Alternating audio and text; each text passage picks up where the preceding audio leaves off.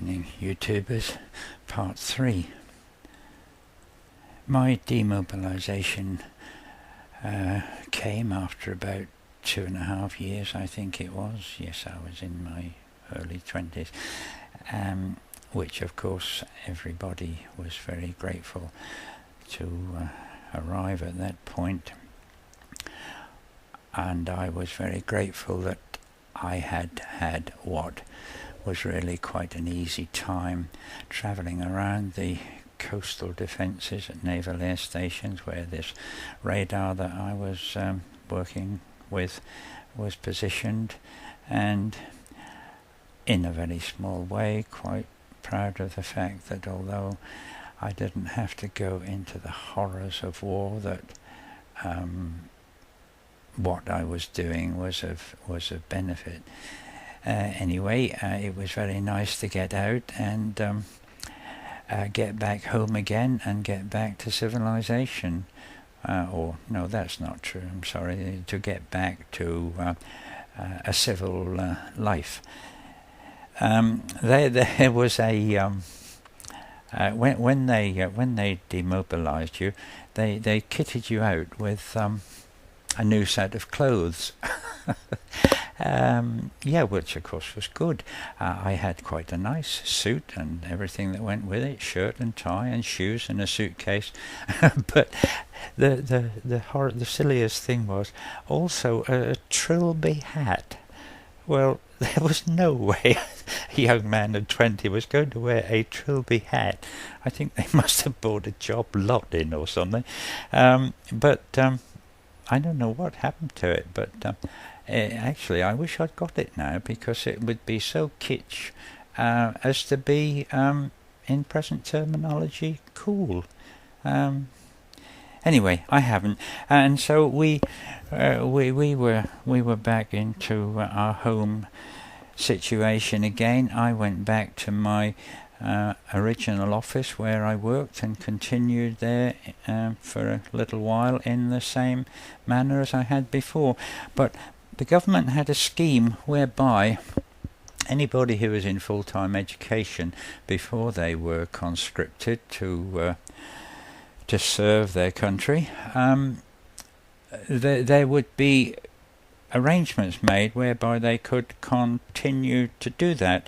I can't remember whether it was free or what it was, but I took advantage of the situation. Who wouldn't? And the college where the college that handled the sort of work that I was involved in was in Leicester, which is a town in the very centre of England, and it's there that I met my future wife.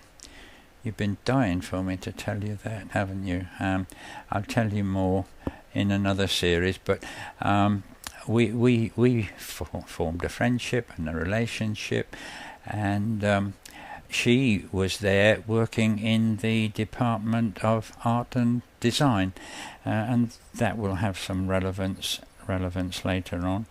Well, as you would expect, I got my qualifications and the letters that I could put after my name, which I would never use, and was therefore able to go and apply for jobs wherever they were available. Of course, I would have liked a job in Leicester, but there weren't any, so I went to other places first. But the point about my Leicester experience was that it was there that motorcycling really took off for me. My life's dream of being able to give more time to motorcycling, which I did, of course. I joined clubs and competed in events. They were cross-country events called trials, and I did quite well. I was quite popular. I did local trials, national trials, and eventually a few international trials. And it was a great fellowship of friends. And so when I had gone to other towns, that was the place I wanted to gravitate to, back to Leicester. And eventually a job did become available there, which I applied for, and obviously was appointed as a public health inspector in the city of Leicester.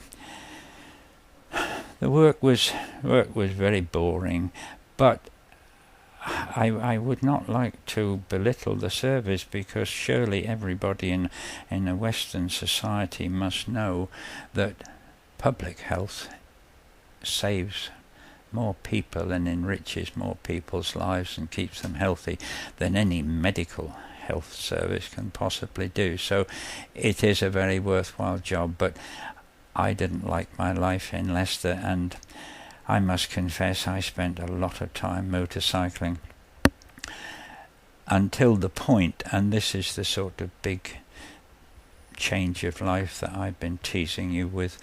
I packed it in, much against everybody's very sensible advice. I bullied a friend of mine who had a motorcycle business in Leicester, selling all the sort of currently popular bikes of Norton, Triumph, Velocette, Vincent's. He was an older man, obviously, and he tried to make me see the foolishness of my ways, but eventually relented, and therefore it was what I'd always dreamed I wanted to do. I felt very guilty that I maybe had let my parents down, who had sacrificed quite a bit to allow me to follow the previous career, but I it's just something I had to do, and I did it on about a quarter of the wage that I would have been able to achieve in the profession that I had previously followed, and I didn't care two hoots as long as I'd got enough to run my bike. That was all that mattered. I think maybe I've got oil in my veins instead of blood. However, that's what I did.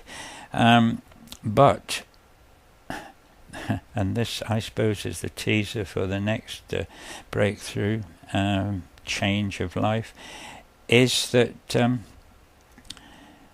the time came when we wanted to get married and start a family, which was something that was very important to both of us, and there was no way that I could do that on this wage.